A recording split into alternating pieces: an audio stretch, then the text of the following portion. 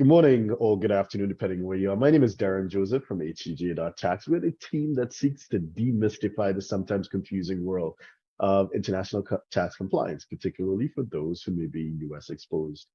Have a look at our website. We have over 2,000 articles on our YouTube channel. We have over 1,000 videos that speak to different aspects of international tax for those of you who live that international lifestyle. Today, we're joined by the one and only international tax badass, Mr. Jimmy Sexton, who is based in Dubai. Jimmy, how are you today?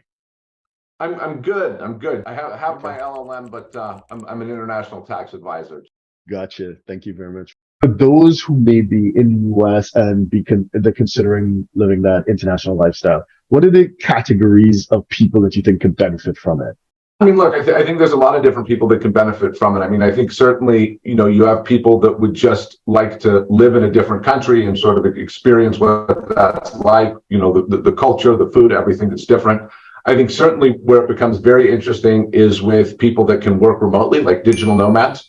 It gives it a lot of flexibility, especially if you're under the foreign earned income exclusion to move around and not be considered a foreign resident for U.S. tax purposes.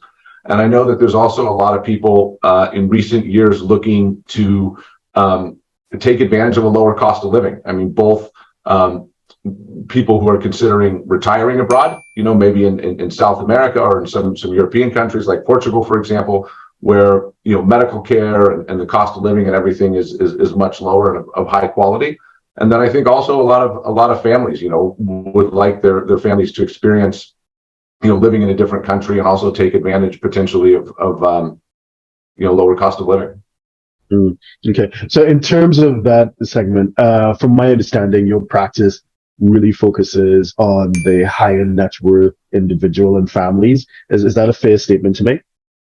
Yes. And okay, so then the question becomes like, what is that?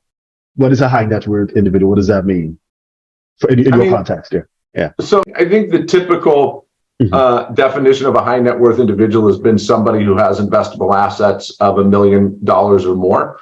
I think that's changed a little bit with inflation and cost of living increases and things like that. I would say a better definition is probably investable assets of 5 million or more for a high net worth individual. And then of course you have the ultra high net worth individuals, which I would say are probably 25 or 30 million plus of investable assets. Okay, understood.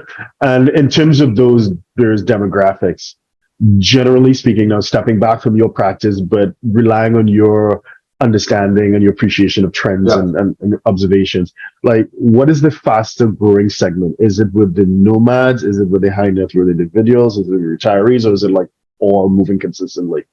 No, I would say where I'm seeing the trends is probably, I think the biggest growth is probably in digital nomads, because I think that they can probably benefit the most, right? I think most digital nomads are service providers or remote workers that are making less than the foreign earned income exclusion and housing exclusion. And so that they can really earn a lot of their income, if not all their income, tax free. It becomes a lot more difficult for an American high net worth individual, ultra high net worth individual to really benefit from sort of tax advantage residency programs and stuff like that, because their income is going to likely be far above the foreign earned income exclusion. So they're probably not going to get a lot of tax benefit from it. I think when you look at the high net worth and ultra high net worth segments, I think their motivations for moving abroad are usually quality of life and business considerations, right? There might be more business opportunity in other parts of the world, alternative investments that might not be available in the United States, things they want their children to experience that maybe they want their kids to grow up in Europe or something like that. And then I'm also seeing, more and more Americans wanting to retire abroad.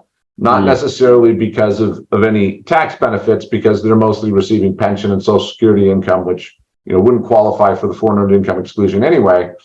But they do have a lower cost of living available to them in many foreign countries, and so they can retire with a much higher quality of life than they could in the United States. Yeah, and I'm seeing that as well for many of our clients. the fear of medical bankruptcy it's real, right? So they're For sure. looking at jurisdictions where they can be afforded the high level of healthcare, but at an affordable price. So yeah, definitely. Absolutely. And I mean, especially when you look at a lot of the European countries that have socialized medicine, if they become tax resident there and start paying into the system, they have access to that, which is obviously is a huge advantage for people who are in retirement and aging and probably having increased health problems. Okay, cool. So if you're a 6, 7, or 8-figure investor, entrepreneur, or business owner who needs a tailor-made solution from a qualified team of professionals, we can help you achieve the international lifestyle, the freedom, and even the tax savings you're looking for. Visit us at htj.tax and live that international life.